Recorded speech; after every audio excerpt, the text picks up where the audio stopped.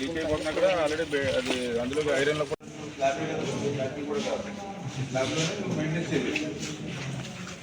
ఏదైనా పైన లీకేజీ లేకుంటే ఆటోమేటిక్గా సోప్ మెయింటైన్ చేస్తూ బిల్డింగ్ కనబడుతుంటే లేకపోతే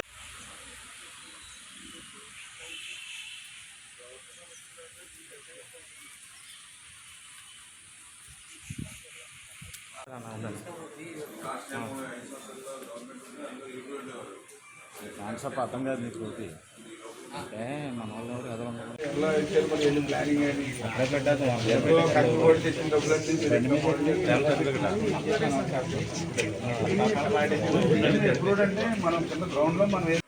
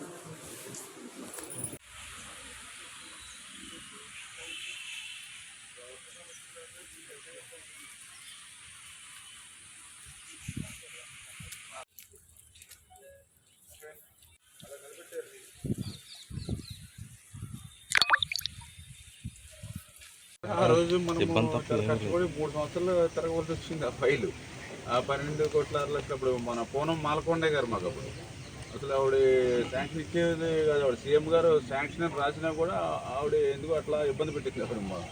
అమౌంట్ లేవు, బడ్జెట్ లేవు. కామినేని శ్రీనివాస్ అన్ని కష్టపడి మనం లాస్ట్లో మనం శాంక్షన్ తెచ్చుకుని 100 బెడ్ అప్గ్రేడ్ చేసుకుని 12 కోట్ల 6 లక్షలు తెచ్చాం. అది యాక్చువల్గా అగ్రిమెంట్లో 1 ఇయర్లో కంప్లీట్ కావాలి. సరే కొంత 2 ఇయర్స్ ఇప్పటికీ అది ఇంకా బ్యాలెన్స్ ఉంది అయింది. కానీ ఇప్పుడు ఆ 80% కూడా ఇప్పుడు నేను వచ్చి చూశానండి. ఇప్పుడే కింద అలా ఫస్ట్ ఏది గ్రౌండ్ ఫ్లోర్లో కూడా వాటర్ నిలబడతా ఉంది. అంటే అసలు కనీసం అంటే ఏదో బయట నుంచి వచ్చింది అన్నారు కానీ ఆ వాటర్ అయినా స్లోప్ ఉండాలి కనీసం ఎక్కడో బయటికి వెళ్ళడానికి. అట్లా లేకుండా 3 ఇంచెస్ 4 ఇంచెస్ వాటర్ ఉంది ఈ రూమ్స్లోను క్యారిడార్లు కింద గ్రౌండ్ ఫ్లోర్లో. అంటే వీడు కూడా సరిగ్గా మెయింటెనెన్స్ చేయాలి. రెండవది కొన్ని చోట్ల లీక్ అవుతూ ఉంది స్లాబ్. ఇది కొత్త బిల్డింగ్ అని చెప్పి అవుతూ ఉంది. ట్రీట్మెంట్ చేయాలని అంటాను వాళ్ళు. మరి ఎవరు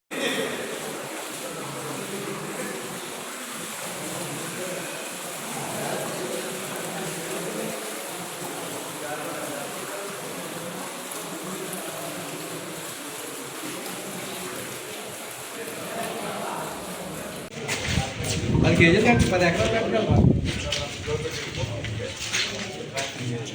5 కేజీలు 30 పడకల ఆసుపత్రిని 50 పడకల ఆసుపత్రిగా ఆ రోజు చంద్రబాబు నాయుడు గారు మార్చినటువంటి పరిస్థితి. మరి ఆ రోజు నుంచి మళ్ళీ 2019 వరకు ఒక్క పడక కూడా పెరగనటువంటి పరిస్థితుల్లో మళ్ళీ చంద్రబాబు నాయుడు గారితో మాట్లాడి మరి ఏదైతే పాలకొల్లు ప్రభుత్వ ఆసుపత్రిని 50 పడకల ఆసుపత్రిని మళ్ళీ 100 పడకల ఆసుపత్రిగా పెంచుతూ 12,60,00,000 రూపాయలు కొత్త భవనం నిర్మాణం కోసం ఆ రోజు 3 సంవత్సరాలు తిరిగి ఆ నిధులు మంజూరు చేసుకుని 100 పడకల ఆసుపత్రిగా దీన్ని అప్గ్రేడ్ చేసుకోవడం జరిగింది. ఆ రోజు చాలా క్లియర్గా టెండర్లో కూడా అగ్రిమెంట్లో కూడా ఏదైతే కొత్త బిల్డింగ్ ఏదైతే ఉందో అది సంవత్సరంలో పూర్తవ్వాలని చెప్పేసి ఆ రోజు మేము అగ్రిమెంట్లో కూడా మరి పెట్టుకోవడం జరిగింది. కానీ దురదృష్టం ప్రభుత్వం మారిన తర్వాత మరి సంవత్సరంలో పూర్తవ్వాల్సినటువంటి ఏదైతే కొత్త భవనం మరి నిధులు ఉన్నప్పటికీ కూడా, నిధులు సమకూర్చినప్పటికీ కూడా మరి పనులు నత్తనడక నడిచి ఈ రోజుకి వాళ్ళ 5 సంవత్సరాల సమయం పూర్తయిపోయినా కూడా అది ఇంకా ప్రారంభించుకోలేనటువంటి పరిస్థితిలో ఉండడం అనేది వైఎస్ఆర్సీపీ పార్టీ వాళ్ళ జాతకాన్ని తనమని ఉండి వాళ్ళ అసమర్థతకి అదొక నిదర్శనం. అంతకు మించి ఈవేళ చూస్తూ ఉంటే మరి ఏదైతే నూతనంగా నిర్మాణం చేసినటువంటి భవనం మీద కూడా మరి ఏదైతే నీరు కూడా ఎక్కడెక్కడ నిలబడిపోయి, ఏదైతే ఆ నిలబడిపోయినటువంటి నీరుని ఆ స్లాబ్స్ కూడా సరిగ్గా మెయింటెనెన్స్ లెవెల్స్ చేయకపోవడం కానీ, ఇప్పుడు పాత బిల్డింగ్ అంటే లీకేజ్లు అవుతూ ఉన్నాయి అంటే కొంతవార ఆలోచన చేయవచ్చు, కానీ ఇంకా ప్రారంభించుకోలేనటువంటి భవనం కూడా ఇంకా లీకేజీలు వస్తూ ఉన్నాయి అని అంటే మరి ఏదైతే ఈ యొక్క వైఎస్ఆర్సీపీ వాళ్ళ ప్రభుత్వ విధ్వంసానికి ఎక్కడో అమరావతి లేకపోతే ఎక్కడో పోలవరము లేకపోతే ఎక్కడో ప్రజావేదికో కాదు, మన పాలకులలో కూడా వాళ్ళ విధ్వంసానికి ప్రత్యక్ష సాక్ష్యాలుగా మరి ఏదైతే ఆ నూతన భవనం ప్రభుత్వ ఆసుపత్రి భవనం కానీ, మొన్ననే మేము చూసాం ఏదైతే బొండాడు వెంకటరాజగుప్త కళాక్షేత్రం కానీ, ఇట్లా వాళ్ళ విధ్వంసానికి ఎట్లా ప్రతి ప్రాంతంలోనే ఎట్లా బలైపోయాను. ఎందుకంటే లాస్ట్ టైం కూడా నేను శాసనసభ్యుడిగా ఉన్నాను ఒక ప్రజాప్రతినిధిగా.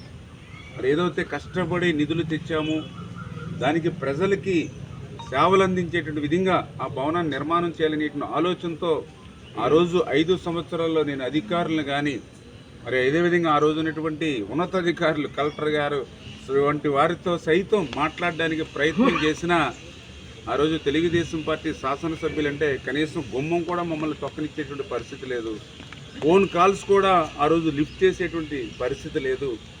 దానికి పర్యవసనం ఈరోజు మనం చూస్తూ ఉన్నాం, ఏదైతే ఏ రకంగా విధ్వంసానికి గురైందో. అందుకే ఈరోజు కూడా అధికారులు కూడా అదే అడిగా, ఆ రోజు ఎవరైతే వైఎస్ఆర్సీపీ పార్టీ నాయకులతోటి ఇన్ఛార్జీలతోటి మరి కలిసిమెలిసి తిరిగి ఈ రకమైన పరిస్థితి తీసుకొచ్చారు, ఈరోజు ఎవరు బాధ్యత వహిస్తారు? ఆ ఇన్ఛార్జి బాధ్యత వహిస్తాడా? అధికారులుగా మీరు ఆ తప్పిదాలకి మీరు బాధ్యత వహిస్తారా?